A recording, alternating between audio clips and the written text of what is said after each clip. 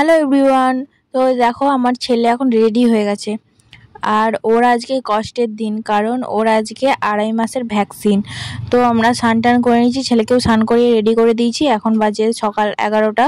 তো এই টোটো এসে গেছে, টোটোতে করে আমরা চলে যাচ্ছি। বাড়ি থেকে বেশিটা দূরে নয়, তাও এত রোদ্দুর উঠেছে তাই জন্য টোটোতে করেই যাচ্ছি।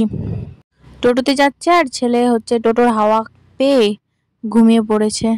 এবার আমরা সেন্টারে এসে গেছি, কার্ড জমা দিয়ে বসে আছি, কারণ যারা প্রথমে কার্ড জমা দিয়েছে তাদের আগে হবে, তারপরে আমাদের।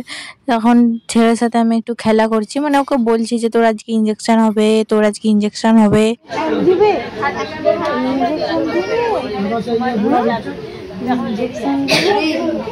অন্য অন্য বাচ্চাকে ইঞ্জেকশন দিচ্ছে, তারা তো প্রচুর কাঁদছে। আর ওকে যখন ইঞ্জেকশন দিয়েছে তখন একটু প্যাঁ প্যাঁ করে কাঁদলো, তারপরে দেখি কি একদম চুপ হয়ে গেল।